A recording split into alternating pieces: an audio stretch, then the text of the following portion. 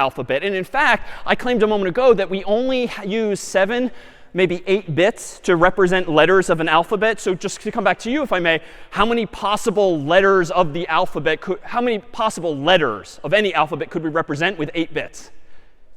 256, the numbers 0 through 255. Now that's more than enough for English because we've got A through Z, uppercase, lowercase, a bunch of numbers, a bunch of punctuation symbols. But in a lot of languages with accented characters, a lot of Asian characters, this is not nearly enough memory or bits with which to represent all of those possible values. So we need to do a little better than ASCII, but we can build on top of what they did years ago. So here is a chart of ASCII codes. It's just a bunch of columns showing us the mapping between letters and numbers. So for instance, up here is the capital letter A, 65. Capital B, 66. Capital C, 67. Dot, dot, dot. 72 is H. 73 is I, and so forth. There's some weird things over here, like special symbols that we'll learn about over time. But there's a mapping between every English letter of the alphabet and some number, just as you proposed, both for uppercase and lowercase. So for instance, if we highlight just a few of these for now, and I say that I've just received a text message or an email, that underneath the hood, so to speak, if I have the ability to look at what switches are on and off, I received this message here. Well, first, and this is not what CS is about, but just fun fact, does anyone know what number this would represent in decimal if this is the binary pattern? Like ones place, twos place.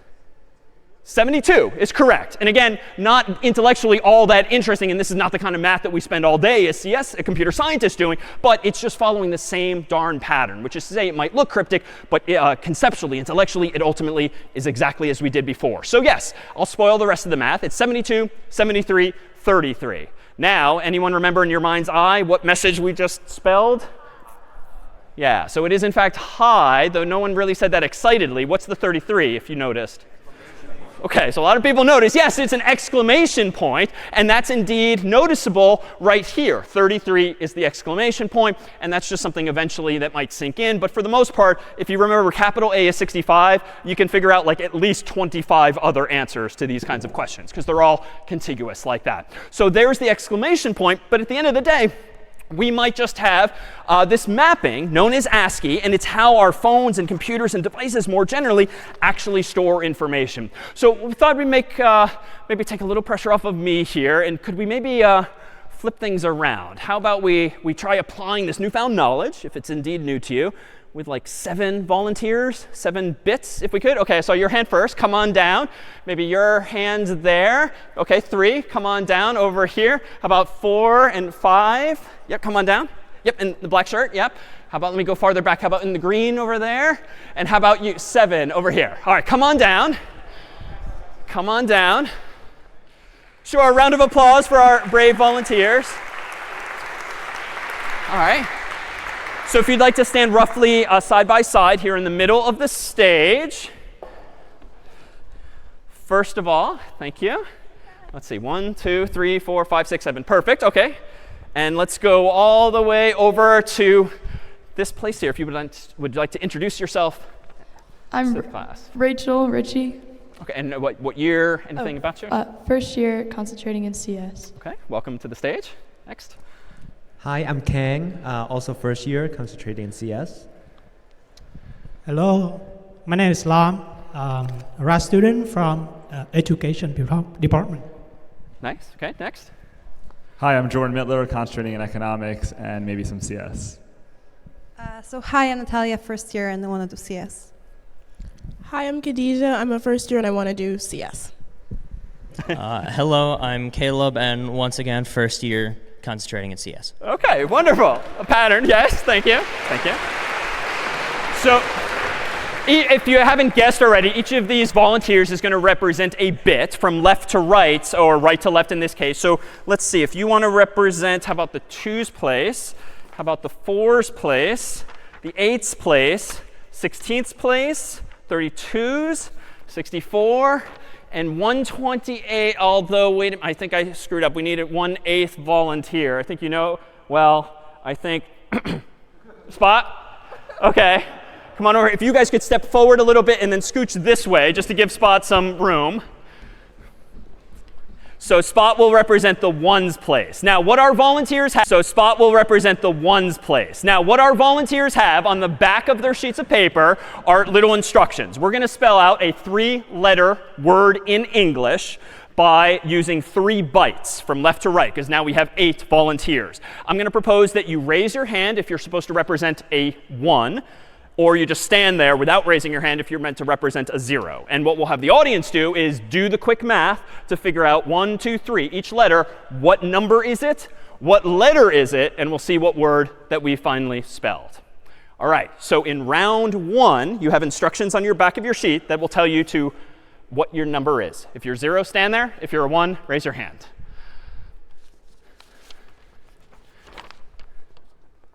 What number do these guys seem to be representing? 66, I think. 64 plus 2, so 66, which is the letter? OK, so B. OK, so B. All right, hands down. Second letter is going to be spelled how?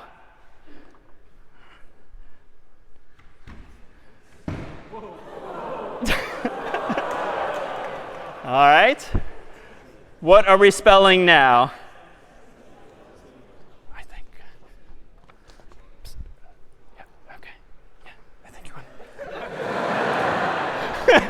OK. Now what number are we spelling? 79, I heard, which is the letter? O. OK, so hands down. Thank you, Spot. One final flourish. So we've spelled B, O, third letter. Go ahead.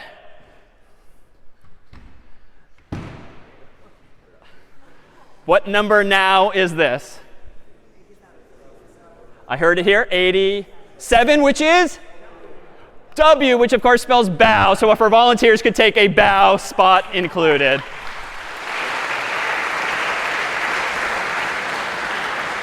So this will make more sense in week 1 when we have an assignment involving a certain someone from the Nintendo world. But we have a lovely parting gift for each of you. Thank you for volunteering. You might need to share with the folks next to you.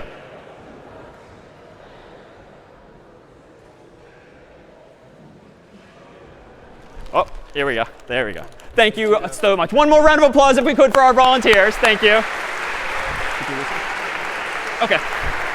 All right. So Spot's had it. So let's see then if we've solved now the problem of representing English letters of the alphabet, being able to spell out words like bow, B-O-W, what if we actually do have accented characters? What if we do have other glyphs that we want to represent? Well, here, of course, is a standard US English keyboard, which a lot of you might have. But there's also characters that you can type much more easily if you have a foreign keyboard relative to the US, or with certain keystrokes on your own Mac, PC, and phone. But nowadays, too, there's this menu that probably you've used in the past hour or two to actually send some emoji. And emoji, even though they look like pictures, and they actually are pictures on the screen, they're technically just characters. Characters of an emoji alphabet that happen to use a certain pattern of zeros and ones to represent each of these faces, each of these people and places and things. And it turns out that one of the reasons that we have just so many such characters nowadays is because we now use Unicode instead of ASCII. So Unicode is a superset, so to speak, of ASCII, which is to say that we humans realized some time ago that just using 8 bits to represent letters of the alphabet certainly isn't very good when we want to represent other non-English languages. So Unicode doesn't just use 8 bits. It sometimes uses 16 bits per character, sometimes 24 bits per character, and sometimes even 32 bits per character. Now, why those numbers? That's just 1 byte, 2 bytes, 3 bytes, or 4 bytes. And that gives us, does anyone know? That gives us the ability to represent as many as 4 billion possible characters. Because if the longest one is 32 bits, that's 2 to the 32, which if you do out the math, trust me, is roughly 4 billion. So that's a lot of characters, and we've got a lot of room then for these emoji. But it's not just about having sort of fun pictorially on the screen. Unicode's mission really is to represent and to preserve all human languages digitally, both past, present, and future. So it is really about capturing the entirety of sort of human knowledge as we've expressed it in language, but also giving this newfound ability that's been used, centuries ago too, in writings on walls and the like, pictograms via which we can still communicate even independently of our own human language. So we'll reduce it today to just patterns of zeros and ones, but the problem being solved is much greater and well beyond CS itself there. So here's a pattern of zeros and ones using Unicode, so more than 8 bits, that represents a very popular emoji, which might be a bit of a hint. This is the most popular emoji as of last year, at least statistically, internationally. Does this help? It's roughly this number here. No, it's this one here.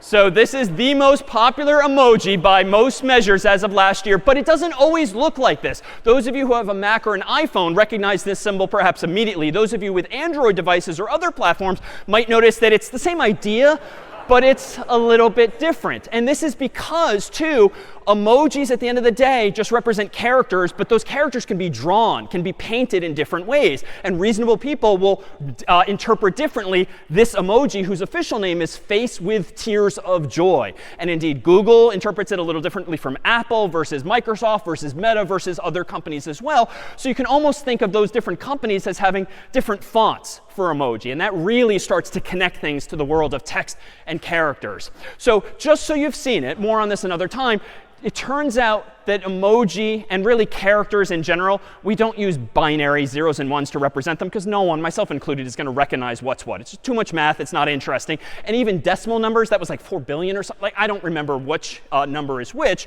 So we represent things a little more compactly. And this, too, admittedly still looks cryptic. But this is a Unicode code point. It uses another system mathematically called base 16 or hexadecimal. More on that another time. But it's just a way of representing numbers even more succinctly, writing less on the screen, because you're using not just 0 through 9 as in decimal, but you're using A through F as well. So a few letters of the English alphabet come into play. But for now, that's just a little easier to remember for people who care that is the number that represents Face with Tears of Joy. But what if we want to customize emoji? And this increasingly is the case.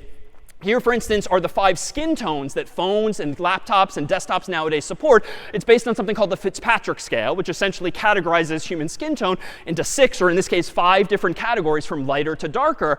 But this sort of suggests that, wow, if we want to represent people with 5 different skin tones like this, that could kind of significantly increase how many unique patterns of zeros and ones we need for every possible face. But if we think about it from an engineering perspective, we can actually just think of skin tone as modifying some default color, for better or for worse. And like yellow was sort of the de facto default, sort of Simpson style. But to modify it to look more genuinely human-like from lighter to darker, well, maybe we just use the same pattern of bits to represent a human thumb, for instance, thumbs up or thumbs down.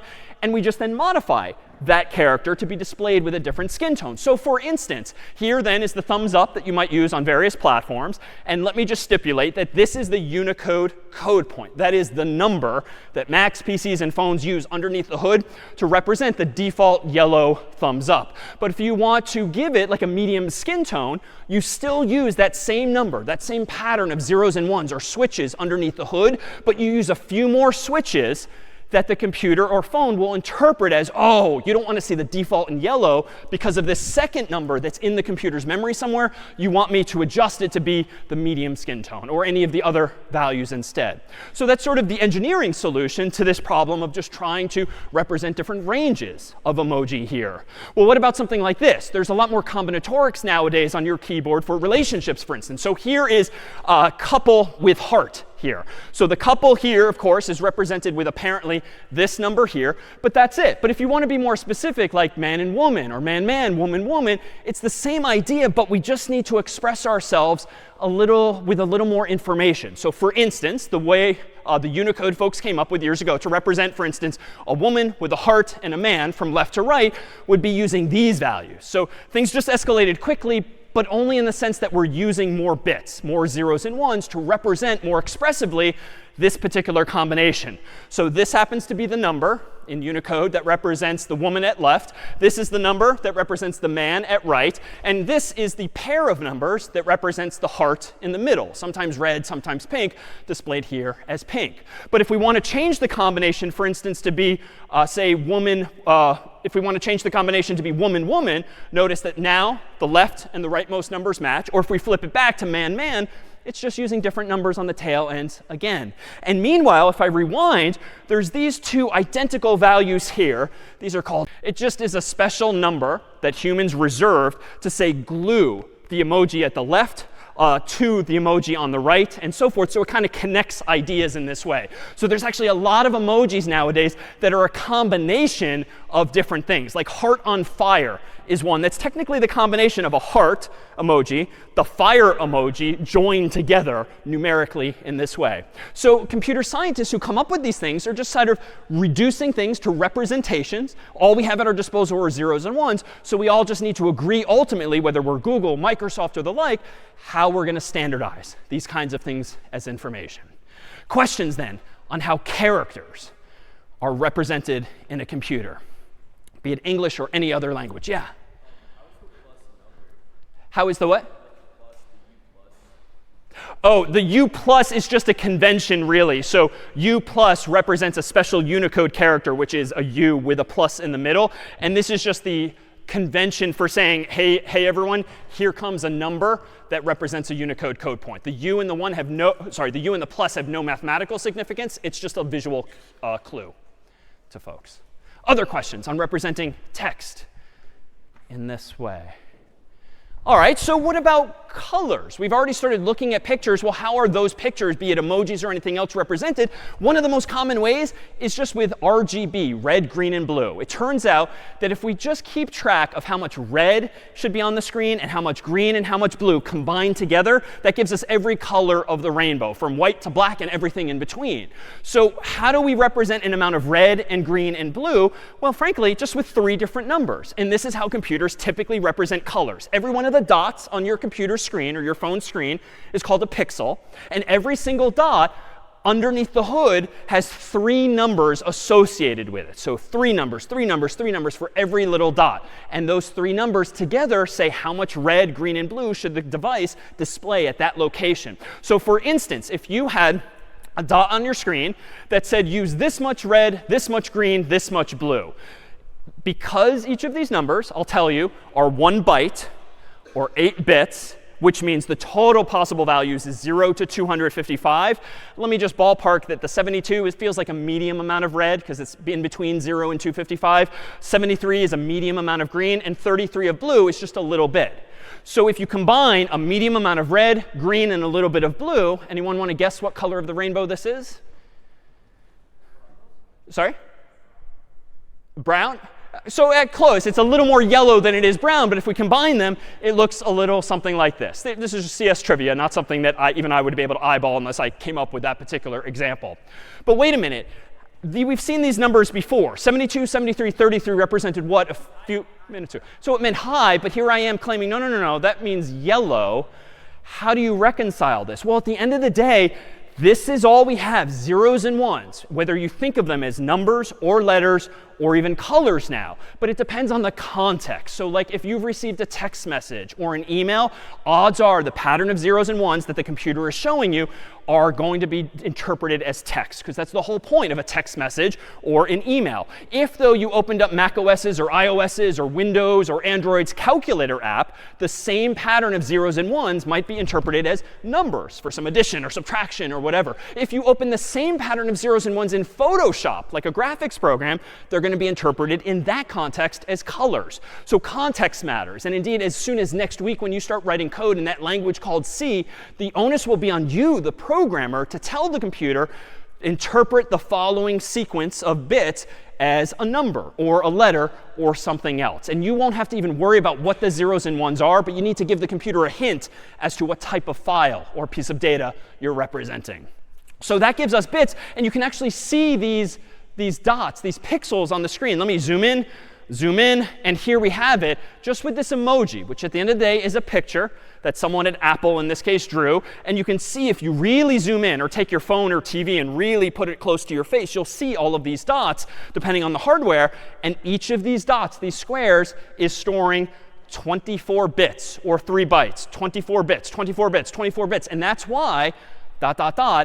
if you've got a photograph, for instance, that's like 3 megabytes, which is 3 million bytes, well, odds are there's 1 million pixels therein because you're using 3 bytes per pixel to represent each of those colors. That's a bit of an oversimplification, but that's why images and photos are getting bigger and bigger nowadays, because we're throwing even more pixels into the file. Music. How could you represent music digitally using just zeros and ones, or numbers really? Any instinct, whether a musician or not? Yeah. Yeah, so we could just represent notes by a number. So A is some number, and B, and maybe sharp or flat is some other number. But note might not be quite enough for some, yeah? OK, so one number to represent the note itself, the sound or the pitch. One other number to represent the duration, like in the context of piano, like how long is the human holding the key down. And maybe I can think of a third, like the loudness, like how hard has the person played that note. So minimally, with 3 numbers, you could imagine representing music as well. And indeed, that's very well might be what computers are doing when you listen to sound. What about video? How could you represent videos as well? Yeah. Yeah, many images. So if you've ever produced a film or looked at some of the fine print, 30 frames per second, FPS, or 29 frames per second is just how many pictures are flying across the screen. But that's really all a video file is on a computer. Lots of pictures moving so quickly in front of us that you and I, our brains, interpolate that as being actual motion. And in fact, from yesteryear, motion pictures, it's like pictures that are giving the illusion of motion, even though there's only 30 or so of them flying across the screen. So we have a way now to represent information both as input and output, whether it's numbers, letters, images, anything else.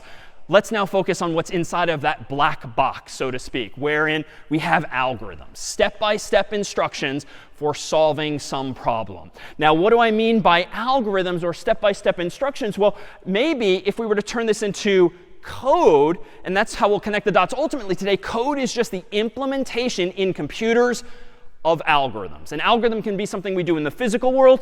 Code is how we implement that exact same idea in the context of a computer instead. And here, for instance, is a very common application inside of a computer for your context. This is like the iOS version of the icon. And typically, if you click on that icon, you'll see something like all of your contacts here, typically alphabetical by first name or last name. And your phone or your computer lets you often search for someone's name at the very top, and it will sort of autocomplete. And it'll be pretty darn fast, but it'll be pretty darn fast because the programmers who implemented that application are looking for someone quickly for you. Now, I can do this sort of old school style, whereby we have one of these things from yesteryear, an actual phone book. So in a physical phone book like this, you might have like 1,000 pages. And on every page are a bunch of names and a bunch of numbers. And as I flip through this, I could look for someone specific. So suppose I want to call John Harvard, whose first name, of course, starts with a J. Well, I could just turn page by page, looking for John Harvard. And if he's not there, I keep turning and turning. So this is an algorithm. I'm stepping through the phone book one page at a time. Is it correct, this algorithm? Assuming I'm looking down. So yeah, I mean, it's kind of stupidly slow, because why am I wasting my time with the A's and the B's and the so forth? I could probably take bigger bites out of it, but it is correct. And that's going to be one of the goals of writing code, is to, of course, solve the problem you care about correctly. So correctness sort of goes without saying, else what's the point of writing the code or implementing the algorithm? All right, well, let me at least speed things up. So instead of one page at a time, so 2, 4, 6, 8, don't ignore that, 10, 12, 14, 16, and so forth. It's a little hard to do physically, but it sounded faster. It was twice as fast, theoretically. But is it correct? So no, why? Yeah. Yeah, I might miss John Harvard, because just by accident, he might get sandwiched between 2 pages. But do I have to throw the algorithm out altogether? Like, probably not. Like, once I reach like the K section, which is past the J section, I could double back at least one page at least and just make sure I didn't blow past him completely. So that sort of is twice as fast because I'm going 2 pages at a time plus 1 extra step. So it's still an improvement. So the first algorithm, worst case, if it's not John but someone whose name starts with Z, that might take me a full 1,000 steps. The second algorithm is just like 500 steps because I'm going 2 pages at a time plus 1 in case I have to double back, but that's in the worst case. But most of us in yesteryear, and what Apple and Google and others are actually doing is in software or here physically, we're typically going roughly to the middle, especially if there's no cheat sheet on the side like A through Z. I'm just going to go to roughly the middle, and oh, here I am, not surprisingly, in the M section. But what do I now know? If like this is the M section, where is John Harvard? So clearly to the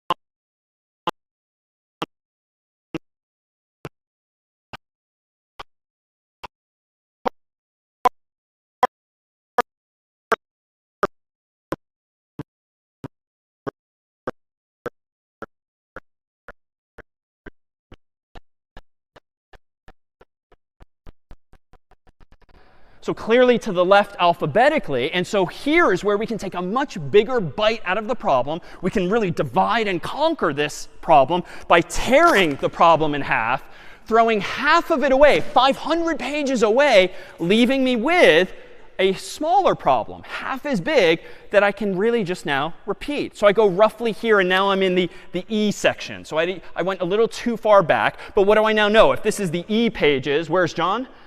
So now he's to the right. So I can, again, hopefully he's not on that page. I can tear the problem in half again, throw that 250 pages away, and now I've gone from 1,000 to 500 to 250 pages. Like now I'm moving, because the first algorithm was 1 page at a time. Second was 2. This is hundreds of pages at a time. And if I go roughly again to the middle, roughly to the middle, roughly to the middle, hopefully I'll find John Harvard on one final page. Can only do this once, but one final page. So that kind of invites the question, I would think, if the phone book does have 1,000 or so pages, how many times can I divide the problem in half to get down to one last page? So it's roughly 10. And the quick math is like 1,000 goes to 500 to 250 to 125 to like 67 something. So we have to deal with rounding issues eventually. But assuming we work out the math, it's roughly 10 page tears. And that's crazy faster than 1,000 pages and still faster than 500 pages. So it's sort of fundamentally better. And indeed, if I finally get